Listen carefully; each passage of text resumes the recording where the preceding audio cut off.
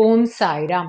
நரசிம்ம சுவாமிஜி தான் சென்ற இடங்களுக்கு எல்லாம் ஸ்ரீ சாயிபாபாவின் அஷ்டோத்திரங்களையும் உதிப்பொட்டலங்களையும் அஞ்சல் அட்டை அளவிலான அவருடைய திருவுருவ படத்தையும் இலவசமாக விநியோகம் செய்தார்.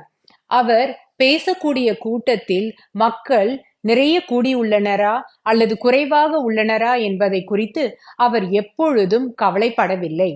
மாணவர்கள், ஆண்கள், பெண்கள், கலைஞர்கள், கைத்தொழில் செய்பவர்கள் என்று பல தரப்பட்ட மக்களை சந்தித்து அவர் பேசினார்.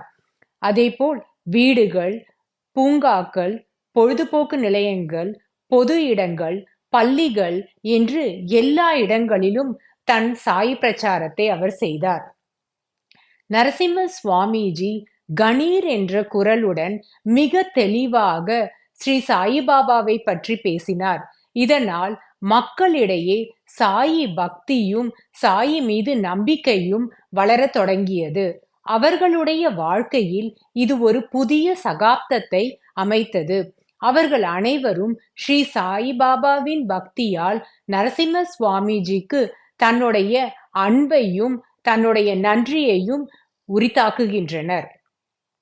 நரசிம்ம சுவாமிஜி 1940 முதல் 1950 ஆண்டுக்குள் அவர் தமிழ்நாடு, ஆந்திர பிரதேசம், கர்நாடகம், கேரளா போன்ற பெரிய மாநகரங்கள் எல்லாவற்றிற்கும் சுற்றுப்பயணம் செய்து சாயி பிரச்சாரம் செய்தார்.